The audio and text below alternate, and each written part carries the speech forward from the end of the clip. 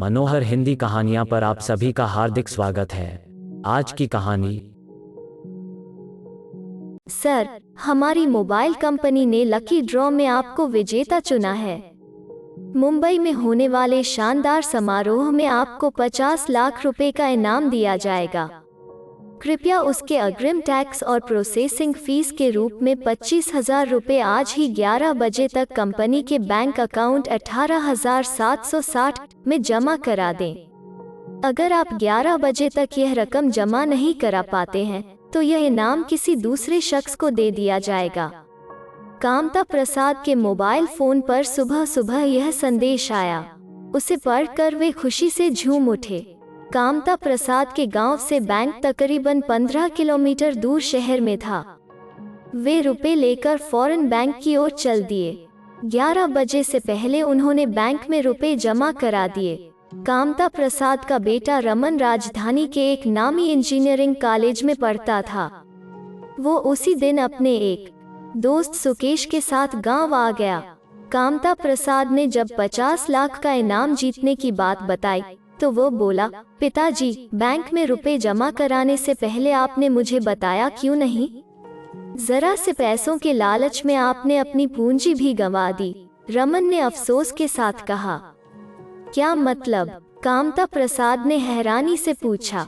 चाचा जी, कोई mobile company इस तरह के इनाम नहीं बांटती है। यह ठगी का नया तरीका है जिसमें आप जैसे भोले भाले लोग फंस जाते हैं, सुकेश ने कहा।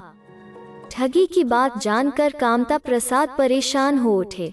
सुकेश ने उन्हें समझाया, आप परेशान मत होइए।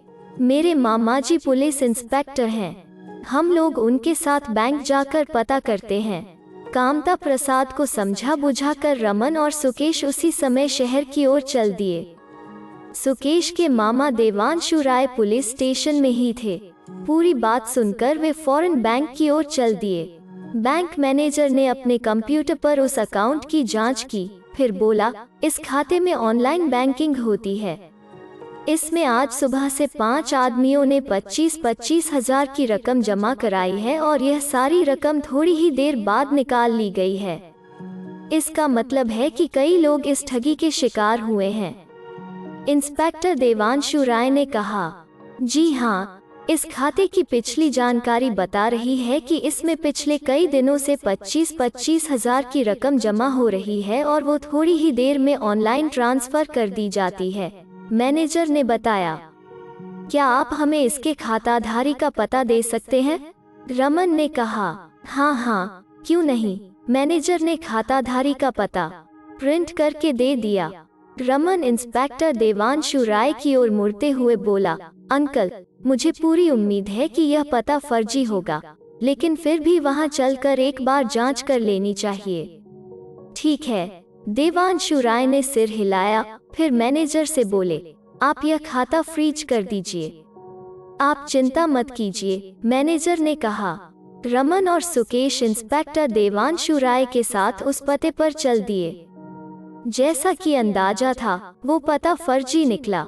अंकल, जिस मोबाइल फोन से एसएमएस आया था, उसके दफ्तर में चलकर पता करना चाहिए कि यह नंबर किसका है, रमन ने अपनी राय दी। ओके, इंस्पेक्टर देवांशु राय ने कहा। वहां से पता चला कि यह नंबर सिविल लाइंस में रहने वाले गिरिजा कुमार का था। वहां से सभी लोग सीधे गिरिजा कुमार के घर पहुंचे। वे तकरीबन 55 साल के शख्स थे। इंस्पेक्टर देवांशु राय ने उन्हें मोबाइल नंबर बताते हुए पूछा, मिस्टर गिरिजा कुमार, इस मोबाइल नंबर से आज सुबह आपने किस किस को एसएमएस किया था? इंस्पेक्टर साहब, यह मोबाइल नंबर मेरा नहीं है, गिरिजा कुमार ने कहा। यह कैसे हो सकता है? मोबाइल कंपनी ने हमें बताया है कि पिछले हफ्ते यह सिम कार्ड आपने खरीदा है, इंस्पेक्टर देवांशु राय ने कहा। जरूर कोई गलतफहमी हुई है। मैंने पिछले हफ्ते इस कंपनी का सिम कार्ड जरूर खरीदा था, लेकिन उसका नंबर दूसरा है, गिरिजा कुमार ने अपना मोबाइल नंबर दिखाते हुए कहा। इसका मतलब है कि आपने एक नहीं, 2 सिम कार्ड खरीदे हैं। आपकी भलाई इसी में है कि दूसरा मोबाइल भी चुपचाप हमारे हवाले कर दें। इंस्पेक्टर देवांशु राय की आवाज सख्त हो गई। इंस्पेक्टर साहब, मेरा विश्वास कीजिए, मैंने एक सिम कार्ड ही खरीदा है। गिरिजा कुमार ने मजबूती से अपनी बात रखी। रमन ने इंस्पेक्टर देवांशु को अलग ले जाकर कहा, अंकल, ये शख्स शरीफ आदमी मालूम पड़ते हैं। कहीं ऐसा तो नहीं कि इन्होंने सिम कार्ड खरीदते समय जो आईडी दी हो उस पर ही दूसरा सिम कार्ड बेच दिया गया हो। ऐसा हो भी सकता है, लेकिन इसकी जांच कैसे की जाए? हमारे पास इस समय और कोई सूत्र भी तो नहीं है। इंस्पेक्टर देवांशु ने कुछ सोचते हुए कहा, जिन लोगों ने उस खाते में 25-25 हजार रुपए जमा करवाए हैं, अगर उनसे किसी तरह संपर्क हो सके तो पता लगाया जा सकता है कि उनको एसएमएस किस मोबाइल नंबर से आया था। उसके बाद शायद हमें कोई और सूत्र मिल सके। रमन ने अपना विचार बताया। उन सब के संपर्क सूत्र बैंक मैनेजर से मिल सकते हैं, इंस्पेक्टर देवांशु राय ने कहा। वे गिरिजा कुमार के पास आए और बोले, फिलहाल तो हम आपके खिलाफ कोई कार्यवाही नहीं कर रहे हैं, लेकिन आप शक के घेरे में हैं, इसलिए बिना पुलिस की इजाजत के शहर से बाहर मत जाइएगा। इसके बाद सभी लोग बैंक मैनेजर के पास वापस आए। मैनेजर ने कहा, जिन लोगों ने पैसे जमा किए हैं उनके पते तो नहीं हैं, लेकिन मोबाइल नंबर जरूर मिल जाएंगे, क्योंकि फॉर्म में मोबाइल नंबर का कॉलम होता है। इतना ही काफी होगा, इंस्पेक्टर देवांशु राय ने कहा। तो मैनेजर ने सारे फॉर्म मंगवा दिए। इंस्पेक्टर ने उनमें से 5 लोगों के नंबर नोट कर लिए। इंस्पेक्टर देवांशु राय ने उन नंबरों पर फोन किया तो पता चला कि उनमें से 2 लोगों को उसी नंबर से एसएमएस आया था जिससे कामता प्रसाद को फोन आया था। बाकी 3 लोगों को दूसरे नंबरों से एसएमएस आया था। इस समय वे सारे नंबर स्विच ऑफ चल रहे थे। अंकल, पता कीजिए, अगर इन सारे नंबरों के सिम कार्ड एक ही दुकान से बेचे गए हैं तो समझिए कि हम अपराधियों तक पहुंच गए हैं। रमन ने अपनी राय दी। वो कैसे? इंस्पेक्टर देवांशु राय ने हैरानी से पूछा। आप पता तो कीजिए, रमन ने जोर देते हुए कहा। इंस्पेक्टर देवांशु राय ने पुलिस स्टेशन आकर पूछताछ कराई तो रमन का अंदाजा सही निकला। ये सारे नंबर न केवल एक ही कंपनी के थे, बल्कि उनके सिम कार्ड भी एक ही शोरूम से बेचे गए थे। वे रमन और सुकेश को लेकर उस शोरूम में पहुंच गए। रमन के कहने पर उन्होंने शोरूम के मालिक को उन नंबरों को नोट कराते हुए कहा, इन नंबरों के सिम कार्ड खरीदने के लिए जो फॉर्म भरे गए थे, आप उन्हें अभी मंगवाइए। शोरूम के मालिक ने थोड़ी ही देर में फॉर्म मंगवा दिए।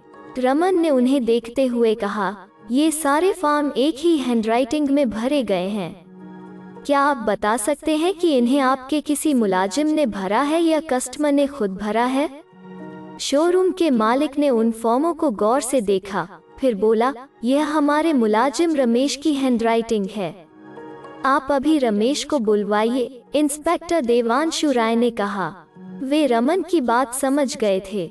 रमेश के आने पर इंस्पेक्टर देवांशु राय ने उसे वे फॉर्म दिखाते हुए पूछा, यह फॉर्म तुमने भरे हैं? जी, रमेश ने हाँ में सिर हिलाया। तुमने क्यों भरे हैं? ग्राहकों की मदद के लिए ज्यादातर फॉर्म हम लोग ही भरते हैं। इन फॉर्मों के साथ ग्राहकों के जो आईडी लगे हैं, वे तुम कहाँ से लाए थे? रमन ने पूछा। इन्हें ग्राहकों ने खुद ही दिया था, रमेश ने कहा। इन मोबाइल नंबरों का इस्तेमाल अपराध के लिए किया गया है। तुम्हारी भलाई इसी में है कि सच सच बता दो, वरना तुम्हें भी इन अपराधों में शामिल माना जाएगा। इंस्पेक्टर देवांशु राय ने सख्त लहजे में कहा। जी, मैं सच कह रहा हूँ। मिस्टर रमेश, हमें शक है कि आपने किन्हीं दूसरे ग्राहकों के आईडी को इन सिम कार्डों को बेचने में इस्तेमाल किया है, इसलिए मेरा कहना मानिए और पुलिस के साथ सहयोग कीजिए। रमन ने अपनी आंखें रमेश के चेहरे पर गड़ाते हुए कहा। यह सुनकर रमेश घबरा उठा। थोड़ी सख्ती करने पर उसने कबूल कर लिया कि जो ग्राहक इस दुकान से सिम कार्ड खरीदते थे, उनके ही आईडी की फोटोकॉपी करवाकर उसने 2-2 हजार रुपए में ये सिम कार्ड एक शख्स को बेचे थे, पर उसे उस शख्स का नाम और पता नहीं मालूम था। तुम्हें अंदाजा भी नहीं होगा कि तुमने कितना खतरनाक काम किया है। इंस्पेक्टर देवांशु राय ने रमेश पर गुस्से से भरी नजर डाली, फिर अफसोस के साथ बोले, अगर उस शख्स का नाम या पता मालूम होता तो उसे पकड़ा जा सकता था, लेकिन अब तो कुछ भी नहीं हो सकता। अभी भी बहुत कुछ हो सकता है। रमन हल्का सा मुस्कुराया, फिर रमेश से बोला, इस शोरूम में सीसीटीवी कैमरे लगे हैं। जिन दिनों ये सिम कार्ड बेचे गए, क्या उन दिनों की रिकॉर्डिंग देखकर तुम उस आदमी को पहचान सकते हो? जी, मैं तुरंत पहचान लूंगा, रमेश ने पछतावे के साथ कहा। रमेश ने रिकॉर्डिंग देखकर उस आदमी को पहचान लिया। इंस्पेक्टर देवांशु राय ने रिकॉर्डिंग की एक कॉपी ले ली, फिर अपने बड़े अफसर से बात कर उस आदमी का फोटो न्यूज चैनलों पर चलवा दिया। थोड़ी ही देर में इंस्पेक्टर देवांशु राय के पास एक आदमी का फोन आ गया कि यह अपराधी उसके पड़ोस में रहता है। इंस्पेक्टर देवांशु राय ने उसका पता नोट कर तुरंत वहां छापा मारकर उसे गिरफ्तार कर लिया। उसके घर से भारी मात्रा में नकदी बरामद हुई। थोड़ी सख्ती होते ही उसने कबूल कर लिया कि इनाम का एसएमएस भेजकर उसने काफी लोगों को ठगा था। इंस्पेक्टर देवांशु राय ने उस आदमी को जेल भेज दिया। अपने पैसे वापस मिलने पर कामता प्रसाद ने रमन और सुकेश को जी भर कर आशीर्वाद दिया। अगर आपको यह वीडियो पसंद आया तो इसे लाइक कीजिए, शेयर कीजिए और इस चैनल को सब्सक्राइब कीजिए। धन्यवाद।